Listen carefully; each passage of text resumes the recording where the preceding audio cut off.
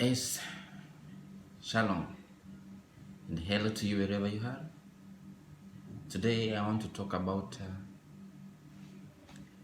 cassava peels in farm production.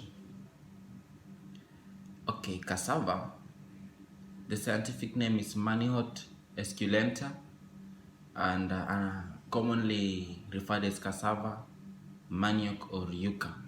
This is a woody shrub. It is a root tuber of the families Euphorbiaceae, native to South America. And the nutrition fact under USDA, it is very rich in carbohydrates of about 38 grams per 100 gram of cassava. It also contains vitamins like vitamin B6, vitamin D, contains also magnesium, calcium, and iron, and they are very essential to supplement nutrients to organisms for farm production and also human beings. Now for the cassava peels, this is a matter of management of waste of agricultural produce, because once people have harvested their cassava,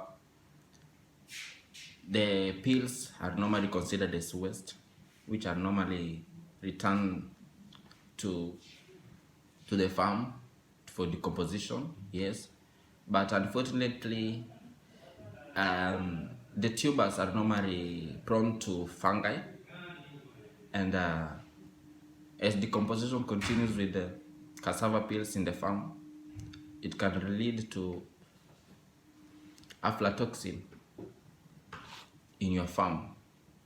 So the essence of using cassava peels for production of honey is a matter of using it as a brand to supplement carbohydrates to the animals. It is normally being fed to poultry, fish, pigs, cattle, sheep, and goats.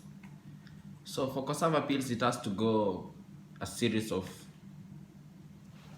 preparation before giving it to the animals, because it is normally full of dirt, because something that is coming from the tube. So you have to clean it.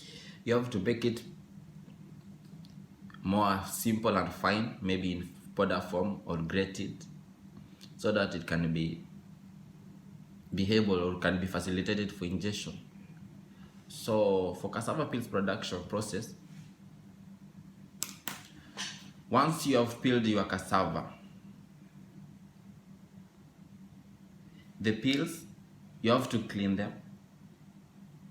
For our local farmers back in home, because they don't have the process of milling, I suggest you can hair dry them or sun dry them for about 3 to 4 days and subject it to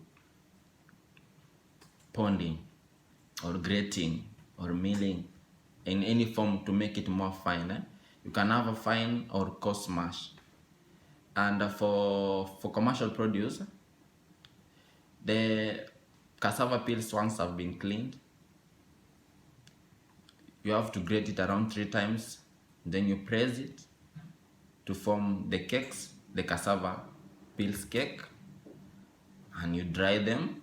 As it dries, of course, because it has remained with some amount of water, the process normally goes for around for fermentation process. Normally it cannot be neglected in that process during drying. Then this dried cassava cake for about 1 day can be given to animals and has a shelf life of 7 days.